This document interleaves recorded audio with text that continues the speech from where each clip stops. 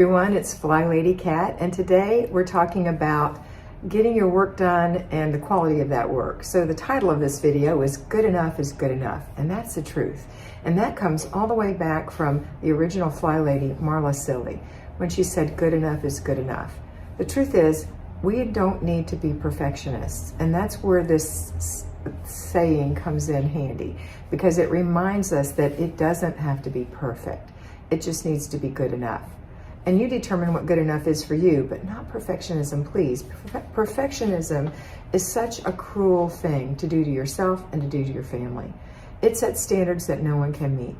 So let that go and know that good enough is good enough. So let's go through some examples. So in the kitchen, let's say it's your after dinner routine. The children are putting the dishes in the dishwasher. And you've already told them that you want the plates over here and the bowls over here and the forks over there, and they don't do it exactly right, but there's still room in there. Good enough is good enough. Let it go.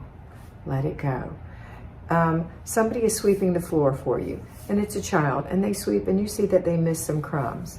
But the floor is swept, and they swept it up into the little dustpan, and they emptied it into the garbage. Good enough is good enough. You'll get it tomorrow. It's not the end of the world. I know you think this is like sacrilege, but it's not. Good enough is good enough. Let's take the bed, for example. One of my mentees was telling me today that her husband, after 3 years of her making the bed regularly, has finally started making the bed. But it looks like a 7-year-old made it. And she's very frustrated with that because we have this perfectionism. We're so proud of the way we make our bed. And she said that the sheets are on the bed, but the bedspread is like hanging off onto the floor on one side and short on the other side, and it's got wrinkles and it's just not good. And I told her to leave it. The thing that you want to do is you have to be a gentle persuader on all these things, a gentle persuader, so that the next time you see him making the bed, say, oh, I'll help you make the bed. And you go on the other side, and then you can give little tips, not overwhelming him, but little tips like, oh, you know what I always do so this doesn't hang on the floor? I say, see this mark right here, this line right here, or whatever on the bedspread? I kind of line this up with the middle, and it works every time. So I don't know if that helps you, but that's what I do. And you don't give them too many things like, no, don't fix it this way. You don't want to ever do that, because what will happen? They'll shut down. I don't know about you, but I don't like to be told what to do either by anyone. If I think I'm a good cook and somebody comes and tells me, now when you're making this, make sure you do XYZ before you serve it to me, that's insulting. And it makes me think, you know what? I'm not cooking for you ever again. I know that's a very immature way to be, but it's just the truth. I don't like to be told what to do. And most people don't. So make sure that when you are giving guidance, that it's gentle persuasion. Okay, or you're teaching. A child is more open to teaching because that's their nature, but as an adult to an adult, it's gentle persuasion. So don't put perfectionism on your spouse on making the bed, for example. Good enough is good enough. So if he's made the bed, you say, honey, thank you for making the bed. You don't say, oh, what a great job you did. You don't give false praise, but you can say, honey, thank you for making the bed. I really appreciate that. Okay? And then the next time you're making the bed and he's walking by, you can say, honey, can you get the other side of this and help me?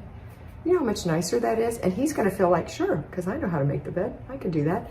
And then while you're doing it again, oh yeah, that's great. Could you pull that tighter for me? Thanks. Just one little thing. You're not telling everything. Okay? All right. So good enough is good enough. We have to start doing that to ourselves. I'm going to tell you, it goes down to our own personal care.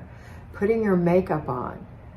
I see women on YouTube who of course are making YouTube videos, and they're taking forever to show and apply all these layers of makeup that they put on, which looks beautiful on them.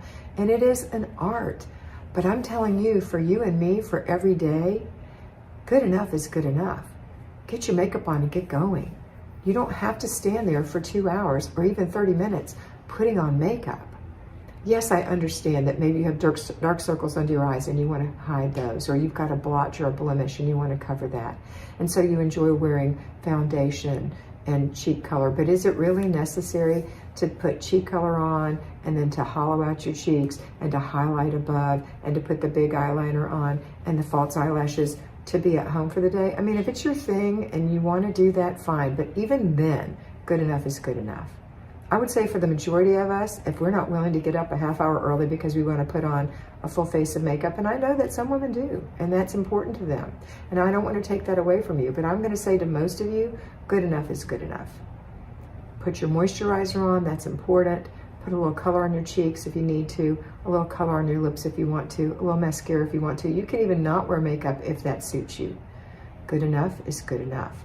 So it's got to be a new way of thinking, that you're not constantly rethinking and criticizing yourself and criticizing those people in your family with the fact that it's not good enough. Somebody told you one time that's not good enough. Just tear it down and start all over. Because if it's worth doing right. Haven't we all heard that? It's not true. It's not true. Not in homemaking. In this homemaking situation, it is a, what do you call it? It's constantly changing. There's constantly things happening. There's constantly clutter coming in, going out, things being placed where they don't belong and taken back. It's an evolving situation. So you're going to have to say, good enough is good enough. Did you pay the bills? Yes. Did you write down the amounts that you need to record in your book? Yes. Well, then that's all you need to do. You don't need to balance to the absolute penny. Is it within a nickel? It's good enough. Unless you're spending every last nickel in your account, you've got a little cushion in there and you can't balance it and you're off by $1 or $2 or a nickel or 3. It's okay. Round down. You know what I mean? Give yourself the benefit of, don't give yourself the benefit of the doubt on that. Give yourself the lowest amount and say, that's my balance now. Whatever if they say, the bank says I'm saying I've got $3 more than the bank says, then just go by the bank's amount and say, okay, I'll say $3 more. If you can't find it anywhere, $3 more. Don't make yourself crazy. I know I'm confusing you in this, but I hope I'm not. I hope that you get what I'm saying. That good enough is good enough. So, today, if you're pulling a weed by the front door and you get it and you pick up another one and you get that and you're just walking by, you're not weeding the front porch, right? You're just the front garden. You're just pulling a weed or so, and then you see another one and another one and another one, but you really need to get in the house and make dinner. Good enough is good enough. You got the one by the sidewalk, you can put a mental note in, I see you and I have a plan for you, and you're gonna pull it on a day that you have time to pull weeds, not today, or you're gonna delegate it. Okay, so good enough is good enough. Remember that when you're doing anything.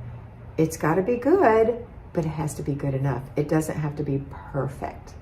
Release yourself from this, release your family from this, and enjoy your life. Remember again that the whole goal of this system is to get your work done early and fast, to have a streamlined home so that you know where things belong and where they are so you can find them, to enjoy and to enrich your children's lives, your spouse's life, and your life. That's what it's about. So you have that time to be enriched and to enrich, instead of spending your time focusing on things that are stupid to worry about. I'm sorry to be rude, but it's just dumb to worry about the perfection of a drawer when your child is thirsty for your attention. Okay? It's also, and I will say this right here, it's also not good to use your children as an excuse to not do the things you need to do. So don't do that either. All right. So what can you do? You can get up and do your routines. You can get up into your zone. You can get up into your basic weekly plan. You can get those things knocked out and you can enjoy your day and benefit from your good work. That's it for today. I hope you have a wonderful day, and I hope you always remember to be beautiful, because you are beautiful.